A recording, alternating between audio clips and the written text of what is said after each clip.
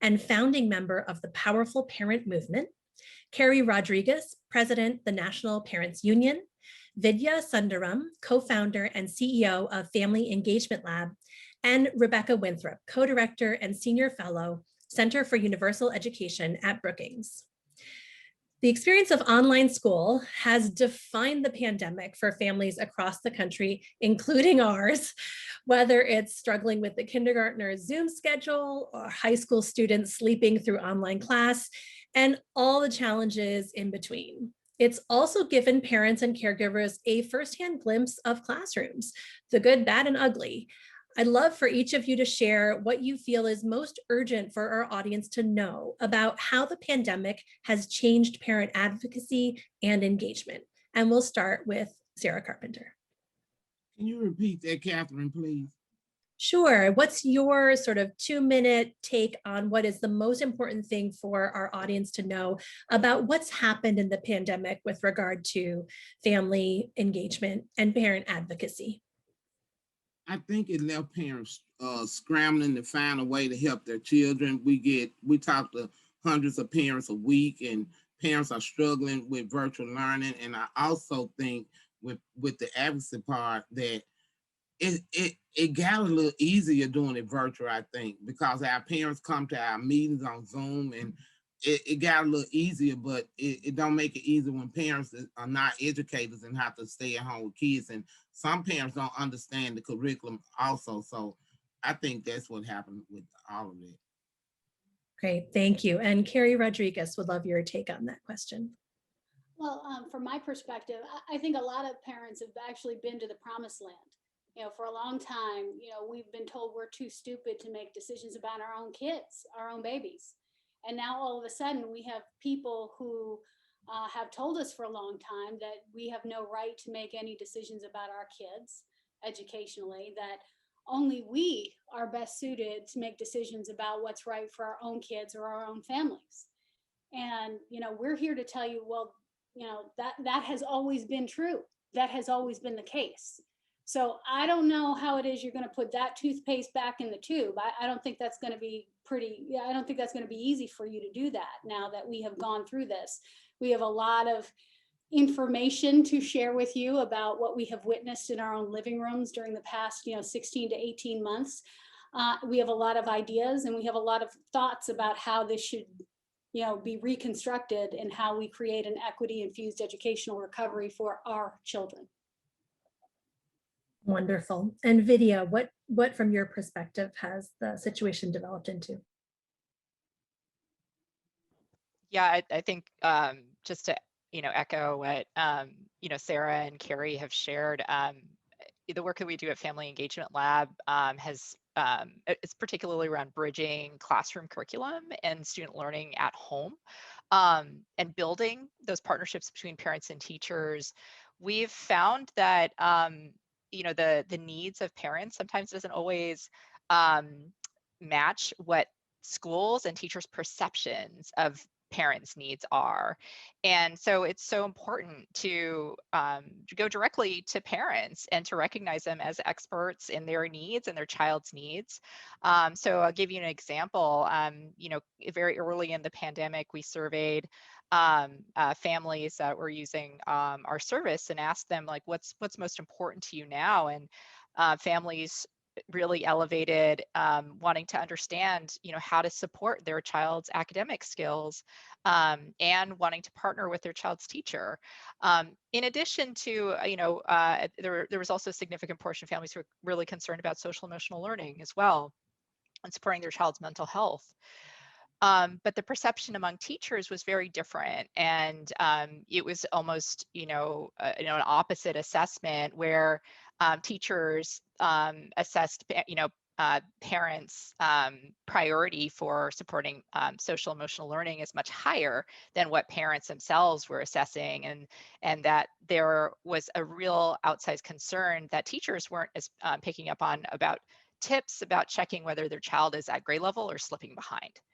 And so I think it's just so important and urgent for, understanding now that parents, I love that analogy of putting toothpaste back in a tube, like parents now have had more visibility into their child's learning than ever before, and are extremely engaged in ways that they hadn't been before. And so it's so important to not go back to prior ways and modalities of working with families, but really be much more thinking about learning is happening in a partnership between various environments in which children are in, and that it's not just happening at school, and it's not just governed by schools. Wonderful. I like that. Maybe the messy toothpaste is good for all of us, even if it's a little bit new and challenging. Rebecca, can you talk about the perspective from Brookings and your research? Yeah, of course. Well, I certainly agree with Sarah and Keri and Vidya in terms of the sentiment. And just to give, folks a little bit of a background, we are leading a family engagement and education project and have surveyed about 25,000 parents across a number of countries, including in 13 districts in the US, from sort of Western Pennsylvania to in Indiana to Southern California. So I think the number one thing that I would want the audience to know builds on what my colleagues just said, which is it's really, really important to engage parents, not only to help their kids in the immediate term, but to get a shared vision between the family, the community parents, and the school and teachers around what is the purpose of education, what does everyone want for their kids? Like, what's the type of education that parents want and that educators want, and gets on the same page. And that's really important if you want, one of the things we've found out, if you want to sustain any types of education reform. Because one of the problems in education is reforms, they swing in, they swing out, they come and go. And parents need to be at the table in a equal co-creation perspective. And we've done a lot of surveying around parents and teachers, but parents in particular around, what is it that they want to see out of their kids' education. And a vast majority really want the twin pillars of social emotional learning and academic development. And I would say, with even more a privilege on social emotional learning, that's what we're seeing from our data, but side by side. And they want pedagogies and learning experiences that are interactive and can feed both. And they want to be partners. And so that's what I would say is the number one thing. And the second thing would be that really to date, school systems, and I would just say the education community writ large, I put myself in it. I've been sort of an education researcher policy person for a while, have not done a good job of making this a really big priority. There's some estimates that only 4% of philanthropic funding in the US goes to parent engagement. We certainly look at like research studies. We looked at Erik, which has a bunch of studies. There's over 200,000 studies with teachers and only 57,000 studies with parents. So it's a big gap. And now is, I think, the message that everybody's saying is the time to really lean into it and take it seriously. That's so interesting. And I think the policy gap may also mirror some of the apprehension that schools have about, like, if we let families in the door, wow, that's going to be complicated, right? So in yesterday's plenary conversation, Secretary Cardona said one of his policy priorities is authentic engagement with families. And he expressed confidence that in the recovery from the pandemic, the states are really revisiting how to engage and get input from families, especially families of color.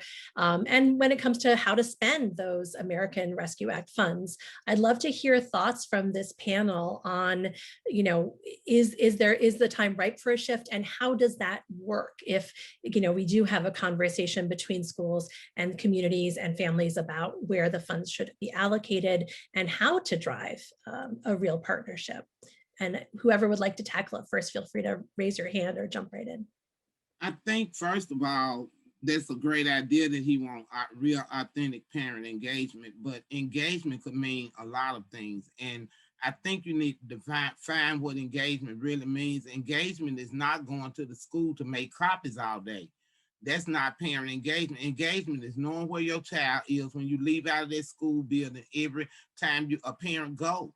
Engagement is holding people accountable, the people that's in charge in our districts, holding them accountable to make sure that they getting real authentic parent engagement. I mean, I think it's great that he's thinking like that, but who's gonna hold these districts, and not just districts, who's gonna hold charter schools, who's gonna hold everybody accountable to make sure they're doing that? And Sarah, maybe you could briefly mention what the Memphis Lift has been doing around that. We actually, we meet with our district about a ILP. It's an individualized learning plan for all children. We surveyed 1,000 parents, and that's across the Powerful Parent Movement Network. All of our cities working on ILPs. That's what kept surfacing to the top, that parents need to know. Our kids have sat at home for a year or more, a year and a couple of months, I would say, and we don't know where they are, and nobody is trying to find out where they are. That's what parents need to know so we can help our children. I haven't met a parent yet, and I done met thousands of parents that don't want what's best for their children. And if you engage the parents and the students, me and Vidya talked about it a little bit before we came on, you got to engage the children also to get them to buy in. So that's what all the cities across our network are doing, individualized learning plans. And I'm so happy that Secretary Cardona brought that up. I am so happy because it means something to parents, and they want to see that at the table. We shouldn't have to fight our way to the table. We've been fighting for years and still haven't made it to the table, and we shouldn't have to fight our way to the table. We should just be invited to the table, and not just a certain group of parents. Most of underserved communities, our kids are in district public schools. And the learning plan you mentioned is in the files if anyone in the audience would like to check it out. Other thoughts from the panel? Katherine, can Keri. you just talk about like how bizarre the premise of this actually is? Like, oh, you want to talk about whether or not you should allow us in? Like, these are our children in our communities. You have to decide whether or not you want us to be a part of it. This is our money. It's our children. It's our system. These are our schools we're talking about. And you don't know whether or not you want us as a part. Like, that on its head is a very bizarre proposition. In addition to the fact that we don't even acknowledge the fact, like, a person like me, I was expelled from public school. I'm a parent now. I'm a former student that you threw out. So when I come to engage with you, honestly, I come in with my dukes up. You did me wrong when I was there. You underserved me. You started to underserve my kid, which is why I started to fight. So it's a blessing that I have even shown up in this conversation, because when we started out, it was very rough going. It was very, very rough going for a very good reason. And that rough relationship was well earned. And you know what? It was well earned with my parents and their parents, because this is generational institutional racism we're talking about. So now you want me to show up and engage. We have had no restorative justice. And now all of a sudden we want to have a fresh relation. Like, hold on a second. And you want to talk about being a gatekeeper about whether or not you want to allow me into this? Holy crap. Like, that's a very strange place. So what we should be talking about is that we have had a historic disruption, and by necessity, parents have had to engage because you have not been able to be the teachers. We have had to step up and fill that role. And let's not get it twisted. K-6 education has not happened unless parents were the facilitators of that education. So we have been holding hands together and shoulder to shoulder. Do we want to continue down this path? Because now we are in it together.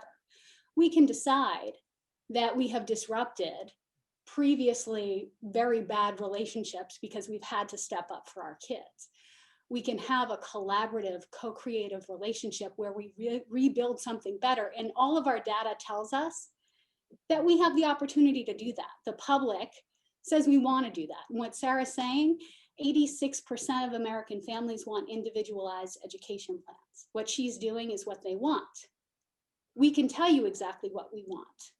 Parents want very specific things. The question is, do you want to listen? Do systems want to listen? Does the media want to talk about and cover what parents actually want? Or does the media think parents are stupid, families are stupid, and only want to cover the experts? Are we having a peer-to-peer discussion? Are we also adults? Are we capable? Are we, you know, actual stakeholders in this conversation? Like, how are we actually entering into this discussion? Like, that could be a whole separate conversation here.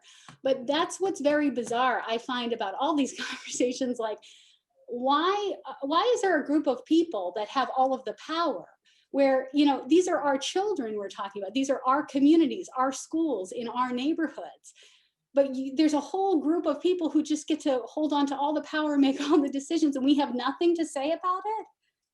Like, that's insane to me. And you can't tell, but all the rest of us are standing up cheering Keri here. And in fact, that kind of leads well into my next question, unless Vidya or Rebecca, you wanted to add something around a response to what does authentic engagement even look like? Well, I think Sarah and Keri have talked about what it looks like, but I wanted to basically reinforce what Keri said about systemic injustice. So your question was like, what would you say to Secretary Cardona about how to spend this money? And one of the things that we found out, and I didn't put it in the link, but I will, I'll either tweet it out or something. In research we've done on next generation community schools, was that, which a pivotal component of a really true community school that's working is deep, authentic parent engagement, along with a few other components. But was that really, you know, if Secretary Cardona wants to maximize the funding that's going to be coming out, he should focus it in places that have been systemically underserved for generations. And we did this district locator tool that showed that if you focused on 4% of school districts where the pandemic hit communities the hardest, those are also the areas that have traditionally been underfinanced. The system has not served kids well, and you would get 40% of the underserved kids. So just 4% of the school districts, you get 40% of the underserved kids. And to me, that's morally outrageous in terms of sort of clustering sort of need, and they're very complex reasons for that. And that's where he should invest the money.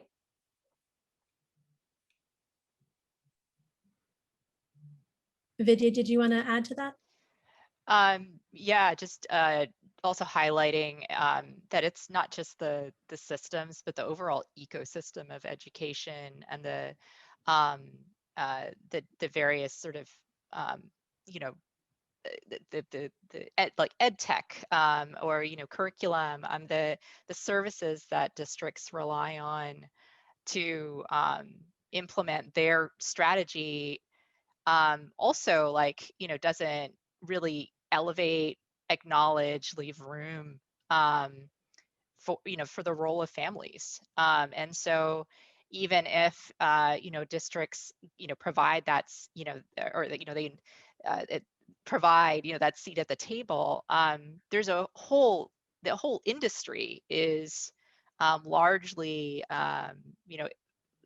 leaving out and just not really acknowledging how important families are. And I think one thing that struck me so much during the pandemic, the transition to remote learning with so many of us parents experienced, was how few tools were designed around the parent-student relationship and happening in a classroom.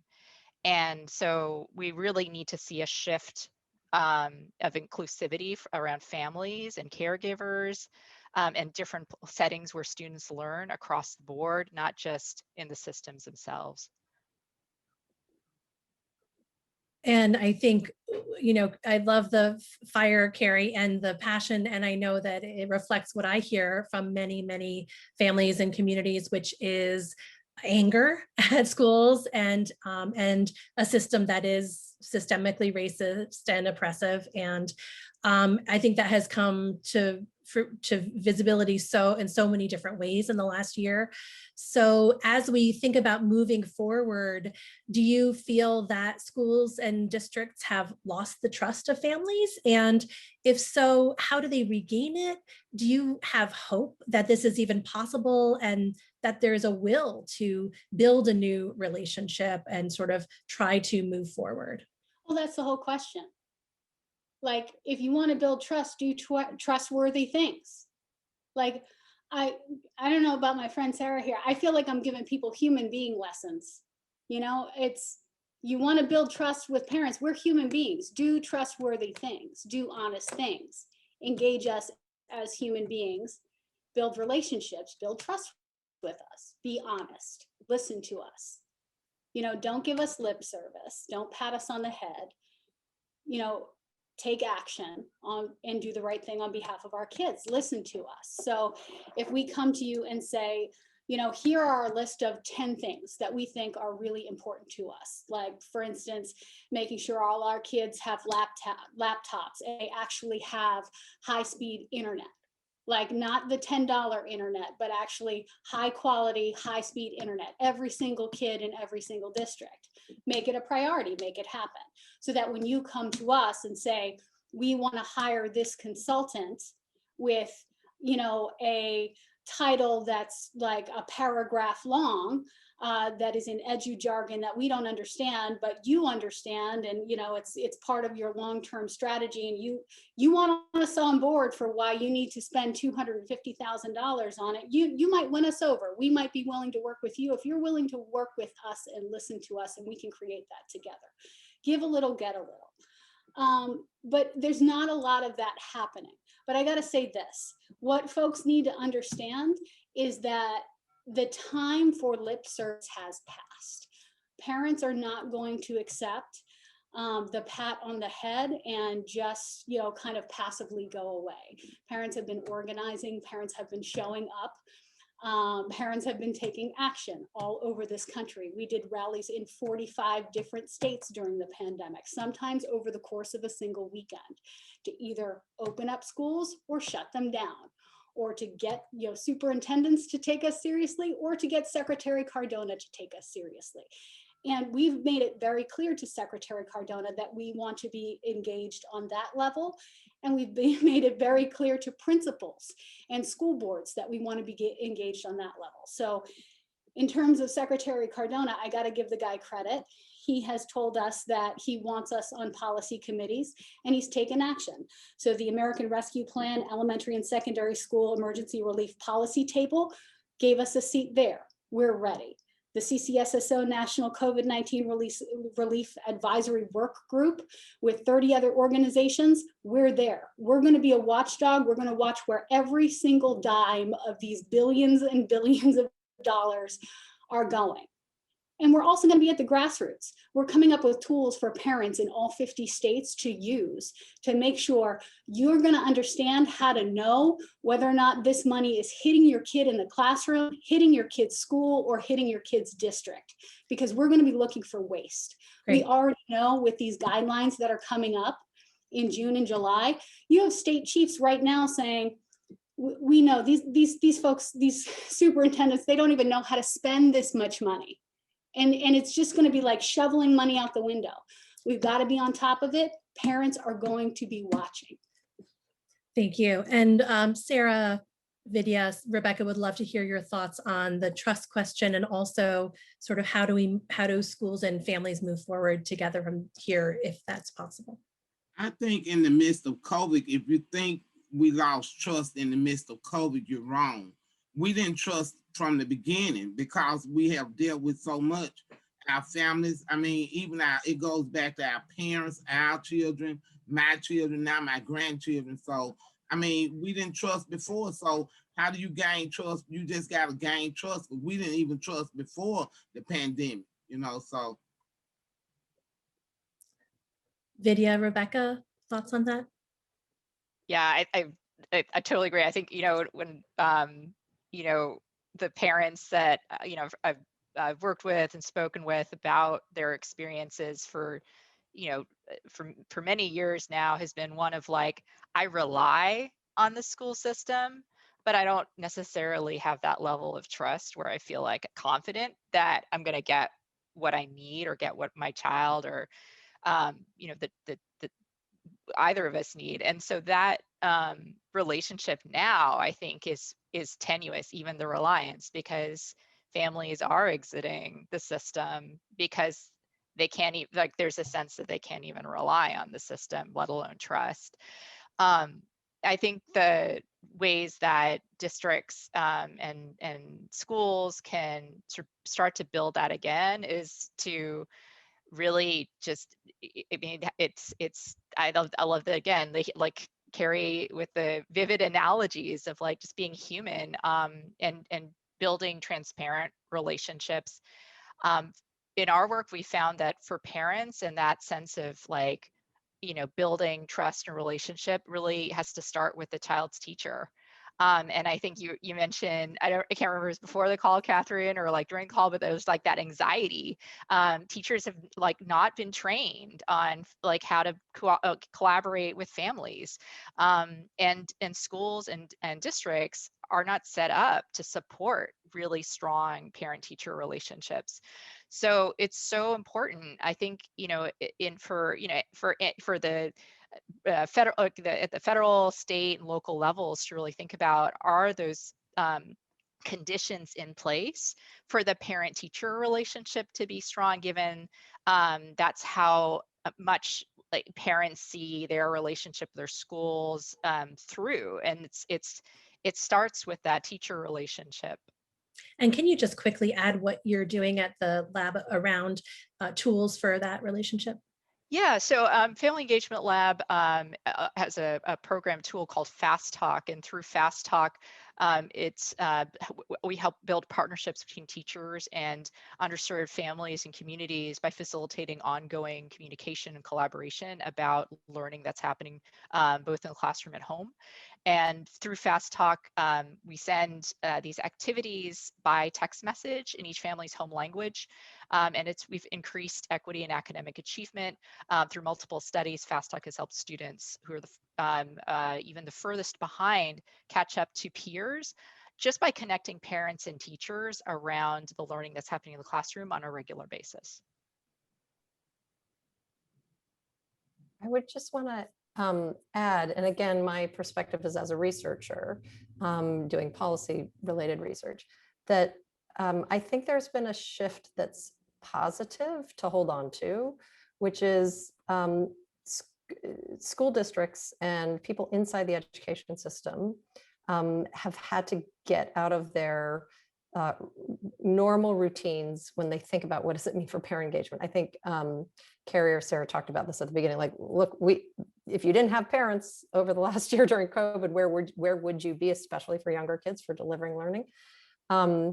And I've certainly talked to a number of folks inside the education system, decision makers, whether it be heads of school or superintendents, who had a, frankly, a false impression that parents didn't want to engage if they didn't show up to the school. Sarah was the one talking about it. Like, what does engagement really mean? Is it like volunteer labor force, or is it actually really understanding how you work together?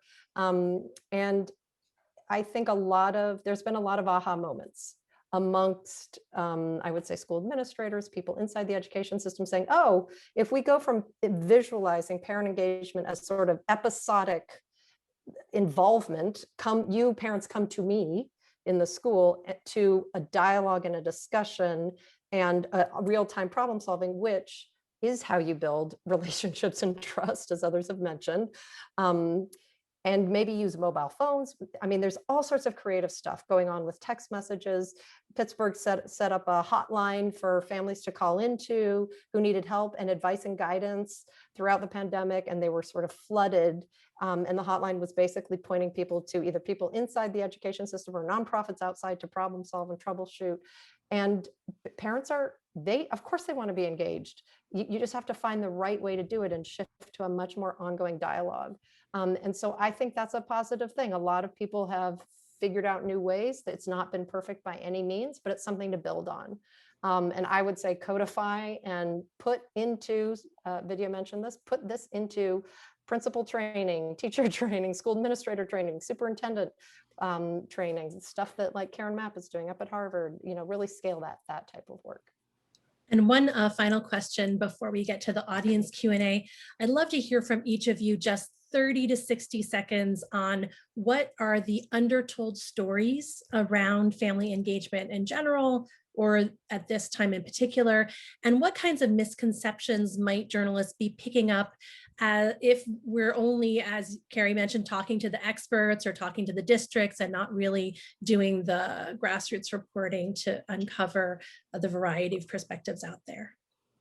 Katherine, I'll jump in right quick. I think the untold stories are the stories that journalists get from the district. They never come to people like me and people like parents that these issues directly affect. And I think that you all let the school district tell our story. Everybody tell our story except us. And we need to tell our own story. Keri? No, I think Sarah's got it right. What we've been trying hard to do, especially during the pandemic, is let parents speak for themselves. That's been, I think, my most important job during the pandemic, is literally let parents tell their own damn stories. And I know I'm talking to the education writers right now. I got to shout out my ethnic media friends and Telemundo and Univision and everybody else. Like, those were the folks that like actually listened to us first. El Mundo in Boston, especially. And when we went to them with parent stories, they listened. And so it was incredible. And we actually thank all of you who have been listening to us. As we said, like, don't listen to our organization, like talk to this parent in Detroit, talk to our parents in San Diego. But, again, that's kind of new and emerging. Talk to parents directly.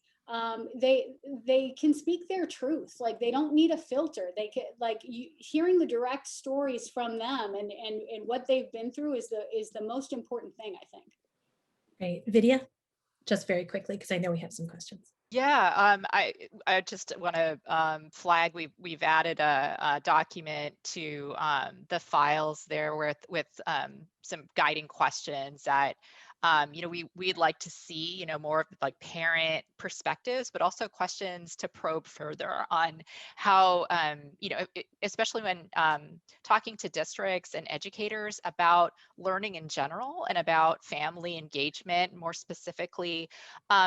That sometimes when you talk about like, academic lost learning, over the last year, and also putting that in conjunction with like kids have been at home, it may reinforce that narrative of, that so many have in our society, that parents don't care and that the best place for kids writ large should be in school. That may be true for certain kids, but by and large, like families, like we don't need to further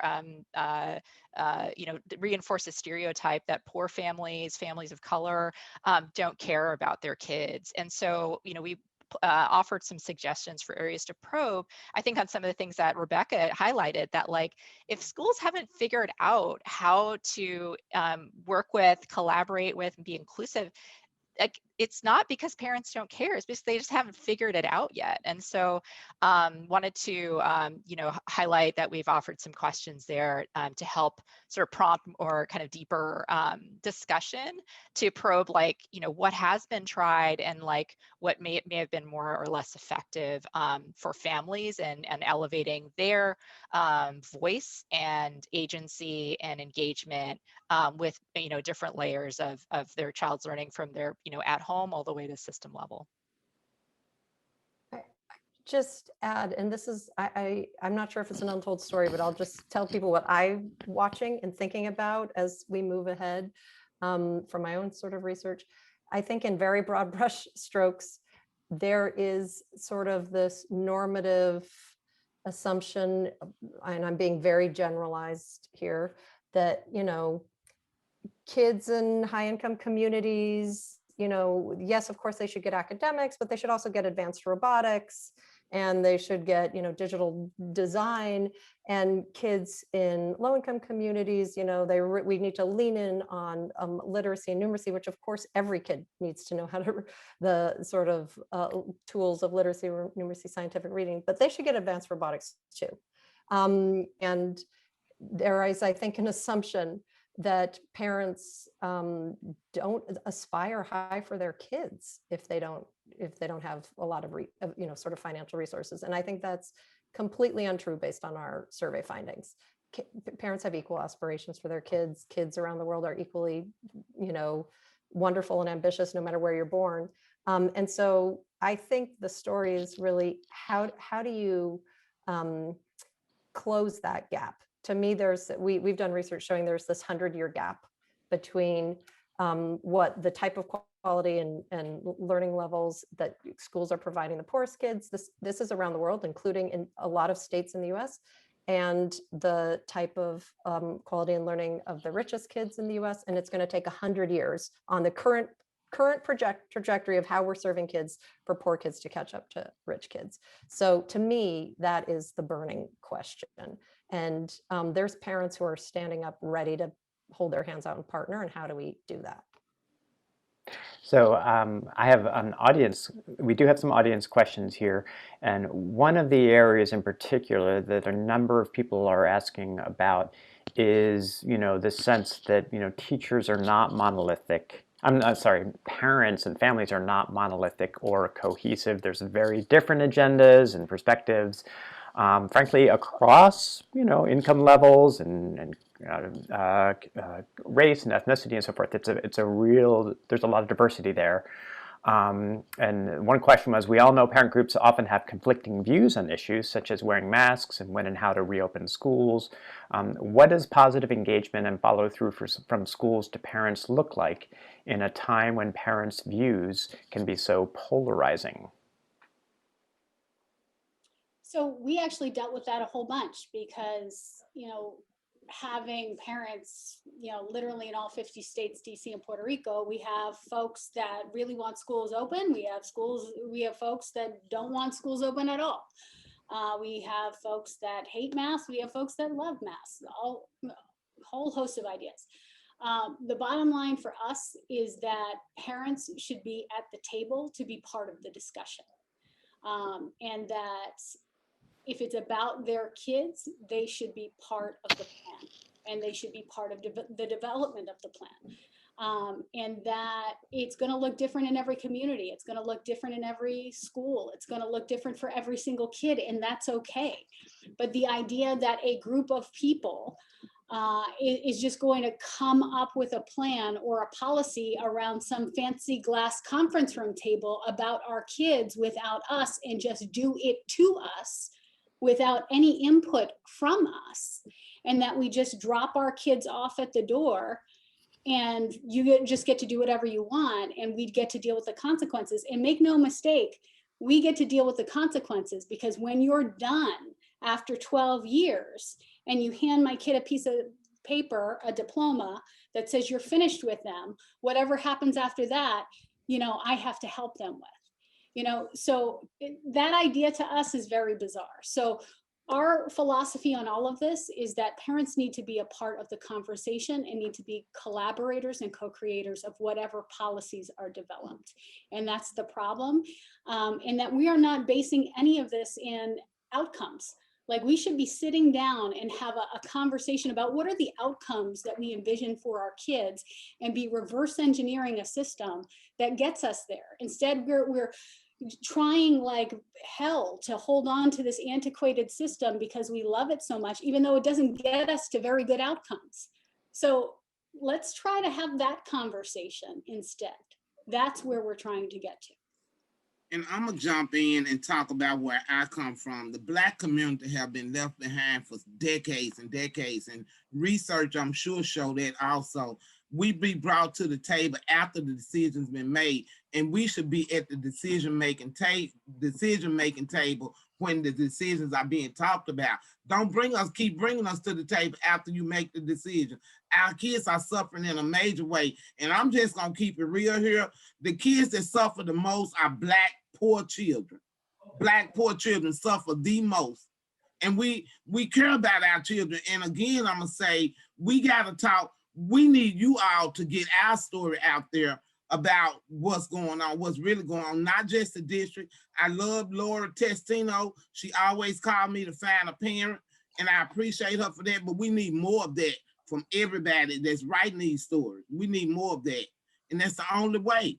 Our parents want to be heard, and they got to be heard at this moment. And right now is the right opportunity to change things. We always talking about reimagine this, reimagine this. The only way we're gonna reimagine something is parents at the table. That's the only way.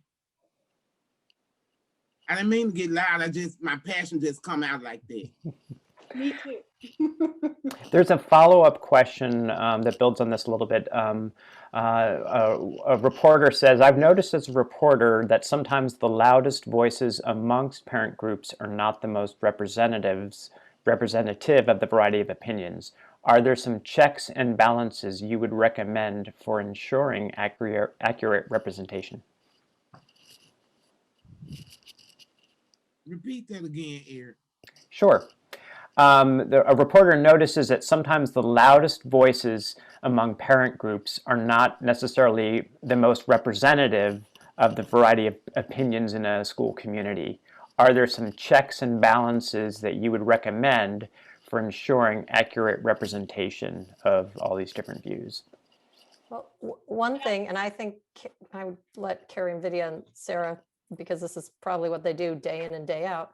But one thing that I think is really important from a sort of policy, district, school lens is the ways in which you're trying to engage parents. If you're expecting your modality of engagement and to get a representative views is, 5 o'clock or 6 o'clock on a weekday, like there's only a handful of parents who have the freedom, the time, they aren't working double shifts, they aren't running around picking kids up, who can show up to the school. So again, that goes back to this new modalities of listening. So how can you go to parents? How can you use SMSs? How can you use virtual? There's some great examples, not in the US, in other countries, where they've shifted all PTA meetings. There was one state that had 20% participation in parent-teacher meetings and school and sort of back to school nights, and they shifted it to all electronic, including weekends, and it jumped to 90%, literally in a couple of weeks. So parents are ready to engage. You just have to find the right way. But I know the others on the panel do this day in and day out, so they'll have a lot more to say. I feel the same way. Parents are in the midst of all this going on. Parents have to do what they have to do. We got to make it convenient for parents. You at work all day. Our principals, our teachers are at work all day, and you want to have a meeting at 12 o'clock. Well, I got to work. I have to work. So I worked at a school years ago, and I did Saturday Parent University. And we had 90% of parents to participate. So, I mean, you got to make it convenient for parents. This is your job to make it convenient for parents. So that's my thought on that. Yeah, we used to have to bribe principals to open the school on Saturday mornings. I'm like, I will buy the donuts. Like, we'll find the money to pay for the janitor to unlock the doors and do the sweeping if you will do it on a Saturday morning at 10, because sometimes, like in particular elementary school, like parents didn't feel safe coming out at night in that particular neighborhood. Like, it was a thing. But have it Saturday morning at 10 and we'll show up. But I would say this. Easiest thing to do in the world, if you are covering a district that is 48% Latino and 32% Black, and you're only talking to white parents, you got a problem. Okay, take a look at the signs that are showing up to your school board meeting. If they're in Spanish and they've been put in Google Translate and they don't make sense, like and they're being held up by white parents, like that's a problem. We see that all the time. So like, there are things that you can check to be like, yeah, there's something wrong here and I'm not like getting the straight story. Like, take a look at your demographics of the district that you're covering. Like, if you're not talking to parents that are representative of the school or the demo of the district, like, dig a little deeper, go out to a soccer field, go to a baseball field, go to a bodega, go to a grocery store, and just like, parents are there. And you could like do a little like man on the street, like, hey, do you have kids in the neighborhood or whatever? It's probably easier to connect there and you'll get more authentic, like, hey, what's going on? than you will showing up at a board meeting where sometimes there's some shady turnout going on. Just saying. We're just about out of time. I really appreciate that. I think for reporters to take a look at that in their own community, the population and the breakdown by race and ethnicity and other factors, to say, who am I talking to, is really powerful. Does anyone have any last suggestions of, you mentioned the soccer field and other places, like where to go to find parents besides just the usual channels, like the PTA? I mean, I stand outside the school building at arrival time, arrival time. I used to do that time, too. And then when the aftercare lets out, right? Mm-hmm. So, and you're not going to get all the parents, but you're going to at least start understanding who is in that community. And then you can find in every community, there's someone like Sarah or someone like Keri, who's the connector, right? And they can then connect you to other Well, and listen, parents. half of you are mommies and daddies anyway. Go to where your people go. Like you have soccer, you have baseball, you have the Jumpy House place, go to Sky Zone, wherever you're bringing your babies, that's where we're bringing our babies. Go to the grocery store, talk to some people like Walker. If you're covering a community, you should know something about the community. Go to the grocery store. Like we're going and doing the same thing. We live the same lives. So if this is the beat that you're covering, the community you're covering, it makes sense. You want to know more about us, right? So go like what you guys are parents too, half of you. So like walk around, like we'll talk to you. Like we're human beings. Come on, y'all. I'm say it right quick. Katherine, you're right. I mean, we gotta do what we gotta do. I stood in car lines meeting parents, and you meet them where they are and you take them. We gotta educate our parents. The system have kept our parents so locked out of the know. And it's our job to educate our parents on what they need to know. And you see that light bulb go off in these parents' head and they be ready to roll with you. So, I mean, but we depending on journalists to tell our story. Y'all are the ones to tell our story. And you go to the wealthy communities, you go to the unions, we want you to tell our story. They can't tell our story like we can. We can tell our own story better than forget I'm an organizer. I talk to people in Ubers at the grocery. I talk to people. I'm always like, hey, so tell me about your kids. Like, where do they go to school?